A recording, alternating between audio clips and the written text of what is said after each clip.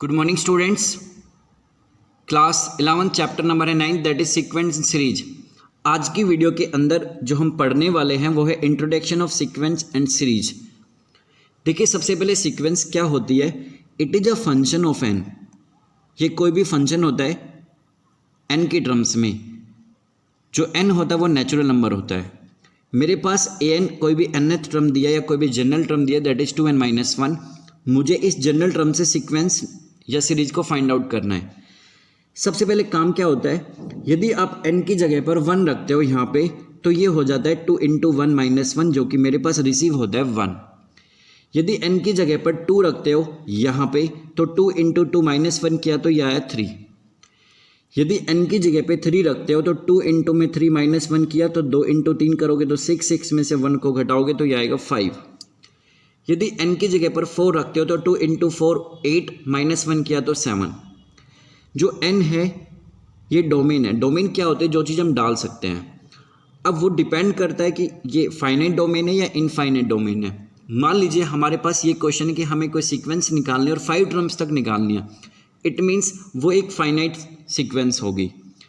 यदि आपसे जनरली कोई भी सीक्वेंस पूछी जाती है, मतलब उसकी कोई लिमिट नहीं दी जाती, तो वो जो डोमेन होगी वो आपके पास इनफाइनाइट होगी। जैसे हमारे पास इस क्वेश्चन में जो ए एन है वो 2n-1 है। यदि मैं n की जगह पे 1 2 3 4 अप टू कहीं फाइनाइट टर्म्स तक रखता हूँ तो कहीं ना कहीं मेरे पास लास्ट टर्म होगी। यदि मैं फाइनाइट टर्म्स तक नहीं रखता, सिर्फ एक जनरली आपके पास कोई सीक्वेंस पूछी जा रही है तो आप डैश डैश लगाकर उसको इनफाइनाइट सीक्वेंस का नाम दे सकते हो। देखिए, सीक्वेंस और सीरीज में बेसिकली फ़र्क क्या होता है। यदि हमारी टर्म्स के बीच में, जैसे ये मेरी पहली टर्म है, ये मेरी दूसरी टर्म है, ये तीसरी टर्म है, चौथी टर्म है, यदि टर्म्स के बीच में हम कॉमे लगाते हैं तो उसे हम सीक्वेंस कहते हैं।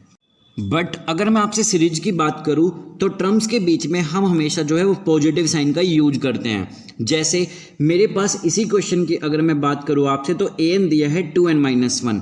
यदि मैं n की जगह पर 1 रखता हूं तो जो a1 निकल के आता है वो 1, a2 3, a3 रखने पर मतलब n की जगह 3 रखने पर ये वाली टर्म 5 निकल के आती है और 4 रखने पर 7 निकल के आती है। इसी तरीके से हम कहाँ तक जा सकते हैं, n टर्म्स तक। ऐसी सीरीज को हम कहते हैं इनफाइनाइट सीरीज, मतलब एक ऐसी सीरीज जिसकी हमें लास्ट टर्म का ना पता हो।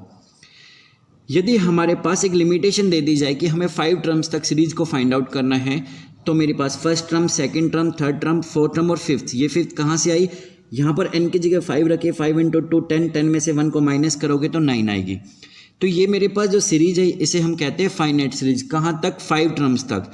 अब यदि मैं इनका सम करता हूँ 9 + 7 16 + 5 21 + 3 क्या 24 + 1 क्या 25, मेरे पास ये कोई भी एक नंबर निकल के आया। देखिए, ये एक सम इनफाइनाइट सीरीज नहीं है, ये सिर्फ आपके पास एक इनफाइनाइट सीरीज है। लेकिन जब इनका आप सम करोगे तो इसे कहोगे this is a sum of infinite series, क्योंकि ये एक नंबर है। इसे आप सीरीज नहीं कहोगे, आप इसे इनफाइनाइट सीरीज का सम कहोगे। क्लियर है यहां तक। नेक्स्ट आती है फिबोनाची सीक्वेंस। देखिए, ये कैसी सीक्वेंस होती है। Each term is the sum of previous 2 terms. हर एक जो टर्म होगी वो प्रीवियस 2 टर्म का सम होगी। फॉर एग्जाम्पल, मेरे पास जो फर्स्ट टर्म है वो 1 है, सेकेंड टर्म भी 1 है, जो n है वो ग्रेटर देन 2 है। क्लियर है। an-1 + an-2 है। मैं आपसे बात कर रहा हूँ फिबोनाची सीक्वेंस होती क्या है। एक ऐसे टर्म जिसके अंदर वो खुद सम हो प्रीवियस 2 टर्म्स का। आपके पास फर्स्ट टर्म है, सेकंड टर्म है, n की वैल्यू ग्रेटर देन 2 है और आपके पास एक जनरल फॉर्मूला इन्होंने दिया कि जो an है वो an-1 + an-2 है। फॉर एग्जाम्पल, आप n की जगह पर 3 रखते हो, यहाँ पर हो गया a3 that is equal to a, यहाँ पर 3 रखोगे, 3 में से 1 माइनस करोगे तो a2 प्लस यहाँ पर 3 रखोगे, 3 में से 2 माइनस करोगे तो 1 a1। आपके पास a2 भी 1 है और a1 भी 1 है तो यह आ गया आपके पास 2। सपोज करो आप n की जगह 4 रखते हो तो ये हो गया a4 that is equal to a3 plus में a2। a3 की वैल्यू आपने 2 निकाली, a2 की वैल्यू आपने 1 निकाली, ये आ गया 3। मान लीजिए आप n की जगह पे 5 रखते हो, ये हो गया a5 that is equal to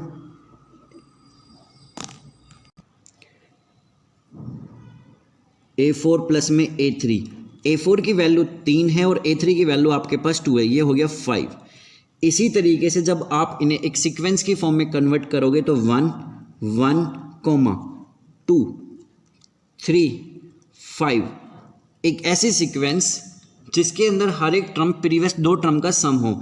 starting की 2 को छोड़ने के बाद जो यहाँ पे आता है, ये क्यों छोड़वा रहा हूँ मैं आपसे, क्योंकि n ग्रेटर देन 2 है, मतलब दो टर्म के बाद देखिए 1 और 1 2, 1 और 2 3, 2 और 3 5, तो नेक्स्ट टर्म कौन सी होगी, 3 + 5 क्या 8, अगली कौन सी होगी 5 + 8 क्या 13। तो एक ऐसी सीक्वेंस जिसमें हर एक टर्म प्रीवियस दो टर्म का सम हो उसे हम फिबोनाची सीक्वेंस कहते हैं। क्लियर है? आइए स्टार्ट करते हैं। जो 9.1 एक्सरसाइज है इसके कुछ क्वेश्चन शुरुआत करता हूं जिससे आप पूरी एक्सरसाइज को अटेम्प्ट कर सकते हो। राइट द फर्स्ट 5 टर्म्स, आपको 5 टर्म स्टार्टिंग के निकालनी है। यदि आपके पास जो an है वो n और n+2 दिया हुआ है, आप n की जगह पे 1 रख रहे हो, यहाँ पे हो गया 1, 1 प्लस में 2, ये हो गया 3।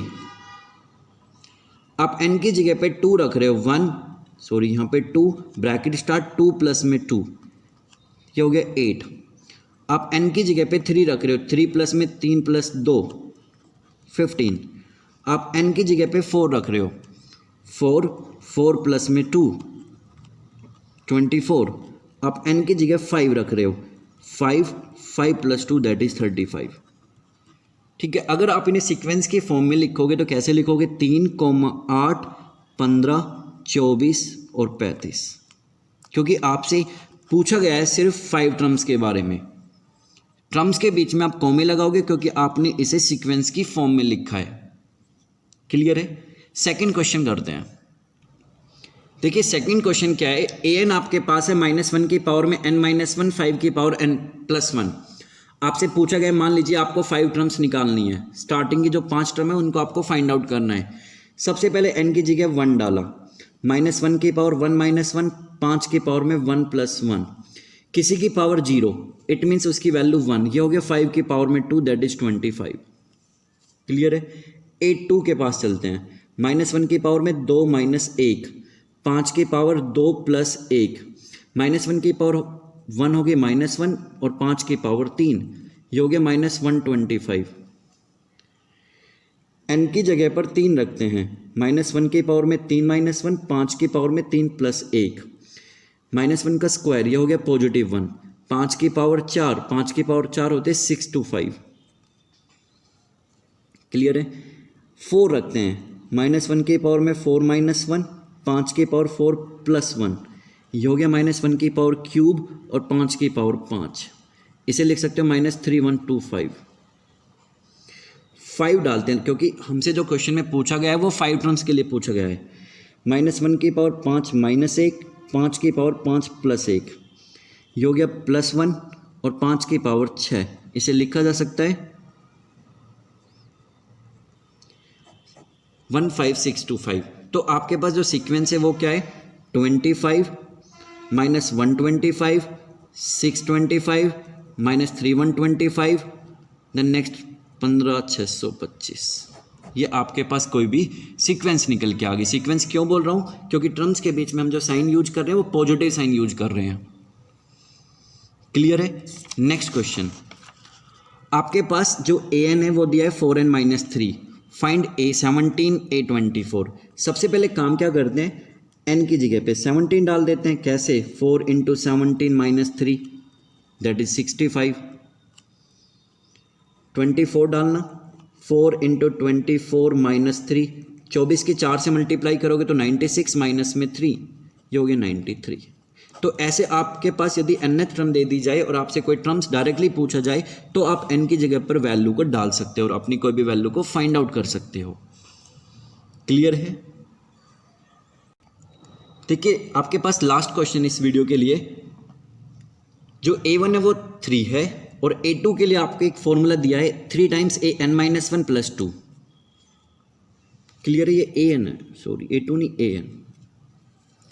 आपको a2 निकालना है। कैसे निकालोगे a2, n की जगह पर 2 रख दीजिए, ये हो गया 3 a2 - 1 + 2 3, ये हो गया a1 और a1 आपके पास 3 है, यहाँ हो गया 3 + 2, 3 की 3 से मल्टीप्लाई में 9, 9 + 2 करोगे तो आपके पास आएगा 11। तो सेकंड टर्म आपके पास कितनी आ गई, 11।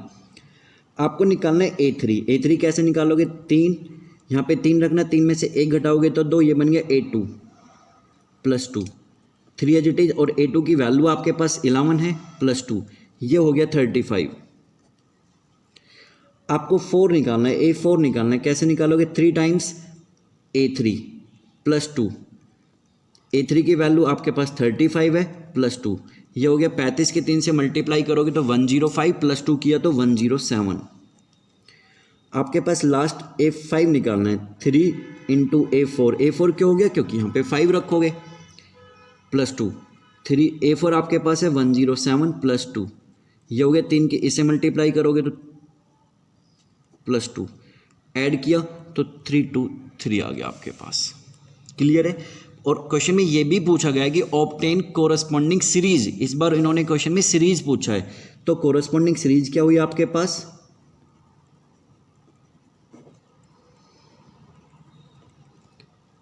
3, क्योंकि फर्स्ट टर्म तो 3 है, 11, 35, 107 और 323, ये आपके पास एक कोरस्पॉन्डिंग सीरीज निकल गई। स्टूडेंट, अगर इंट्रोडक्शन आपको समझ नहीं आया सीक्वेंस एंड सीरीज का, तो आप मुझे कॉल कर सकते हो, मैसेज कर सकते हो, आप अपने डाउट को क्लियर करा सकते हो। Okay student, thank you.